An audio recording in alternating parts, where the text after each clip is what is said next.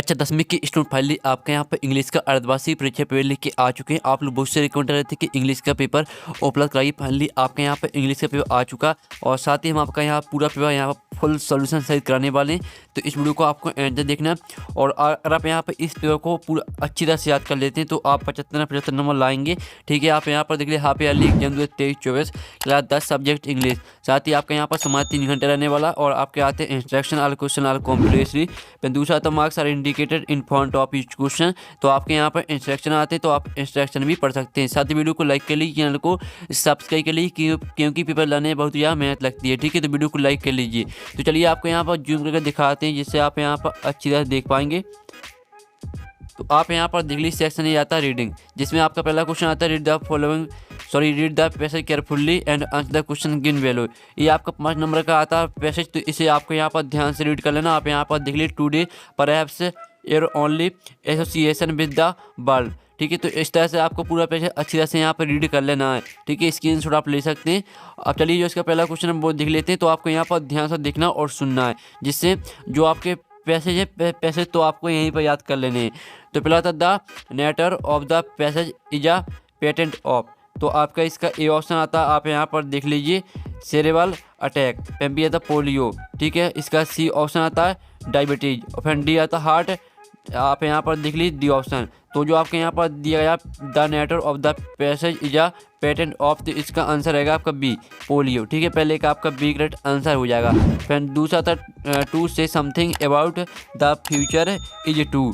तो आपका आता है ए ऑप्शन आता है वर्डिक्ट और बी आता प्रेडिक्ट और ठीक है सी ऑप्शन आता एडिक्ट और डी आता प्रोटेक्ट। तो जो आपके यहाँ पर दिया to say something about the future is to, तो इसका आंसर आपका बी हो जाएगा प्रेडिक्ट। ठीक है, बी करेक्ट आंसर रहेगा आपका प्रेडिक्ट। तीसरा था the narrator by the 7th child in a family that had. तो आपका इसका ऑप्शन आता है 1 source चिल्ड्रन और बी आता 8 चिल्ड्रन और सी आता 9 चिल्ड्रन और डी आता 23 चिल्ड्रन। तो इसका जो आपका यहाँ पर दिया गया है तीसरा क्वेश्चन, इसका आंसर आपका बी हो जाएगा करेक्ट आंसर 8 चिल्ड्रन। ठीक है, फिर आपका यहाँ पर चौथा था polio the dreaded disease mainly affects the. तो इसका आंसर आपका ए रहेगा ब्रेन एंड स्पिनल कॉर्ड। ठीक है, चौथे का आपका ए करेक्ट आंसर हो जाएगा। पाँचवा था what made the narrator look like a foreigner. तो इसका आंसर आपका ए हो जाएगा ही वाज फेयर एंड ठीक है ब्राउन हेयर्डेड। ये आपका यहाँ पर आंसर रहने वाला है। तो इस तरह से आपका 5वें का ए करेक्ट आंसर हो जाएगा। तो आपके इस तरह से जो पहला क्वेश्चन है वो कंप्लीट हो जाता है, जो कि 5 नंबर का था पैसेज। अब चलिए आपका क्वेश्चन 2 आता है, ये भी आपका 5 नंबर का पैसेज है। तो इसे भी आपको यहाँ पर ध्यान से रीड कर लेना। आप यहाँ पर देख लीजिए an old shepherd was playing on a flute on the. ठीक है, इस तरह से आपका यहाँ पर दिया गया है पैसेज, तो इसे आपको ध्यान से रीड कर लेना। साथ ही आपका इस साइड भी यहाँ पर पैसेज दिया गया है, तो देख लीजिए पूरा ध्यान से रीड कर लेना आपको। अब चलिए इसका जो क्वेश्चन है वो देख लेते हैं और आंसर भी देखेंगे। तो पहला था the fair wanted to marry the shepherd because. तो आपका इसका करेक्ट आंसर बी हो जाएगा he could play sweetly on his flute. ठीक है, पहले का आपका बी करेक्ट आंसर रहेगा। फिर दूसरा था when the fair put a ring on his finger the shepherd. तो इसका आंसर आपका यहाँ पर डी रहेगा changed into a handsome youth. ठीक है, दूसरे का आपका डी करेक्ट आंसर रहेगा। फिर तीसरा था the shepherd went to Rome in a boat cart. ठीक है, आप यहाँ पर देख लीजिए सी ऑप्शन आता है और डी आता है कोच। तो आप यहाँ पर the shepherd went to Rome in आ, तो इसका आंसर आपका डी हो जाएगा कोच। ठीक है, COACH। ये आपका यहाँ पर तीसरे का डी करेक्ट आंसर हो जाएगा। फिर आपका चौथा था when the shepherd reached Rome he. तो इसका आंसर आपका रहेगा she planted to marry the queen of. ठीक है, आप यहाँ पर देख लीजिए इटली। तो आपका यहाँ पर चौथे का सी करेक्ट आंसर रहेगा। अब चलिए आपके यहाँ पर 5वां the queen order the shepherd to be. आप यहाँ पर देख लीजिए shipped out the place because he. तो इसका आंसर आपका ए हो जाएगा। ठीक है, टूमेड ओल्ड एंड युगली। ठीक है, तो 5वें का आपका ए करेक्ट आंसर रहेगा। तो इस तरह से आपके यहाँ पर क्वेश्चन 2 भी कंप्लीट हो जाता है, जो कि 5 नंबर का था पैसेज। अब आपकी सेक्शन भी आती है राइटिंग। तो आपके यहाँ पर क्वेश्चन तीसरा आता है read the following passage and make notes on it and also give a suitable title to it. इसमें आपको नोट्स बनाने और टाइटल लिखना, ये 4 नंबर का रहेगा। तो नोट्स और टाइटल किस तरह से बनाना ये आपसे बनता होगा और साथ ही जो इसका आंसर है वो हम आपको वीडियो के लास्ट में दिखा देंगे। ठीक है, अब चलिए आपके यहाँ पर इस साइड भी यहाँ पर जो पैसेज है वो इस साइड भी दिया है, तो आप यहाँ पर देख सकते हैं। अब चलिए आपका क्वेश्चन चौथा आता है, you are Monica living at 10 Aastha Parisar Bhopal, write a letter to your friend Aarti telling her about your summer holiday programme and invite her to join you. ठीक है, आपका यहाँ पर क्वेश्चन चौथा जिसमें आपको लेटर लिखना है। ठीक है, समर यानी हॉलीडे रहता है, उसकी जो छुट्टी रहती है उसके लिए आपको यहाँ पर एक प्रोग्राम ठीक है बनाना है, तो इसके लिए आपको इनवाइट करना है। ठीक है, और इसका अर्थ आता है write an application to the principal of your school asking 3 days leaves as your, ठीक है, अस URL।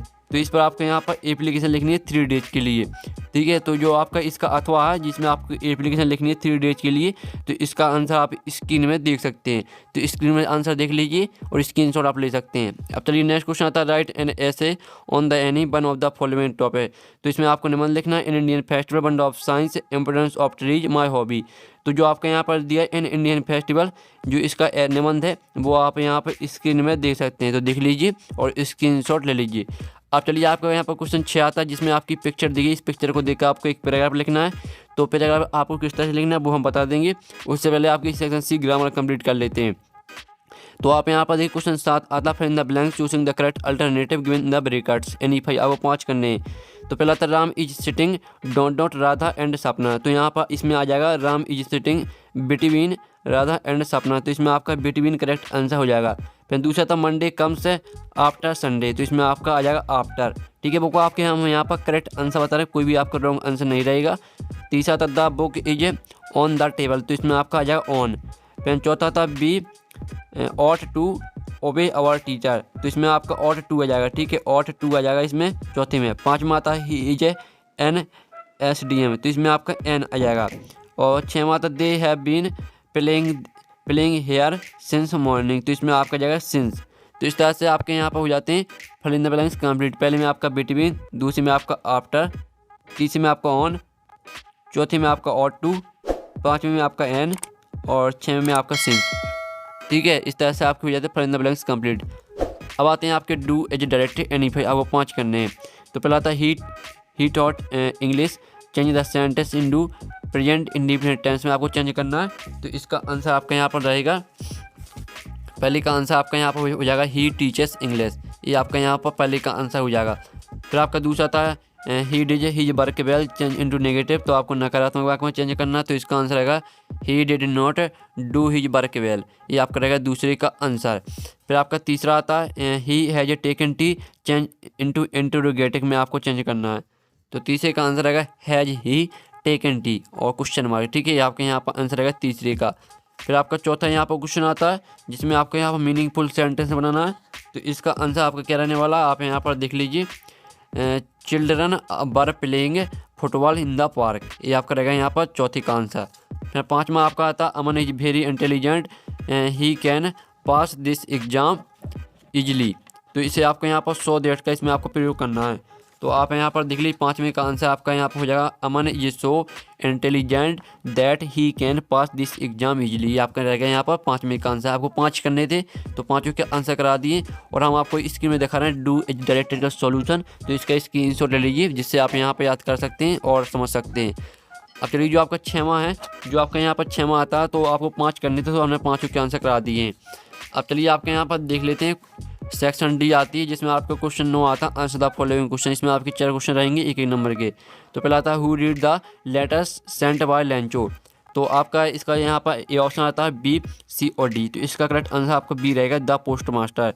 फिर दूसरा था who is the author of the lesson a letter to God. तो इसका आंसर आपका ए हो जाएगा GL फ्यूएंटेस। ठीक है, दूसरे का आपका ए करेक्ट आंसर हो जाएगा। तीसरा था how much money did लैंचो want. तो इसका आंसर आपका ए हो जाएगा 100 पेसोस। ठीक है, तीसरे का आपका रहेगा ए करेक्ट आंसर। फिर चौथा था where was Lencho house situated. तो इसका जो आपका आंसर रहने वाला वो आपका डी हो जाएगा टॉप ऑफ ऑल हिल। ठीक है, चौथे का आपका डी करेक्ट आंसर रहेगा। तो इस तरह से आपके यहाँ पर क्वेश्चन 9 भी कंप्लीट हो जाता है। अब 10वां क्वेश्चन आता है जिसमें 10वें का आपका ए आता है जो कि आपका दिया गया है पैसे। तो इसे आपको ध्यान से रीड कर लेना, ये आपका 3 नंबर का रहने वाला है। अब पहला क्वेश्चन था from which lesson has this test been taken. तो इसका आंसर आपका हो जाएगा A. A letter to God, ये आपका यहाँ पर एक करेक्ट आंसर रहेगा। फिर दूसरा था where was Lencho house situated, तो इसका आंसर आपका सी हो जाएगा। On the crest of a low hill, ये आपका यहाँ पर आंसर रहेगा। ठीक है, फिर आपका यहाँ पर आता है find out the bird from the above passage which is similar to the bird closely, तो क्लोजली का आपको सिमिलर मीनिंग लिखना है, तो इसका आंसर रहेगा आपका यहाँ पर सी। ठीक है, इंटीमेटली, ये आपका यहाँ पर तीसरे का सी करेक्ट आंसर हो जाएगा। अब चलिए आपके यहाँ पर आता है बी, जिसमें आपकी आती है पोयम। ठीक है, तो इस पोयम को ध्यान से रीड कर लेना आप। चलिए इसका पहला क्वेश्चन था from which poem have the above lines been taken, तो इसका आंसर आपका सी हो जाएगा द बॉल पोयम।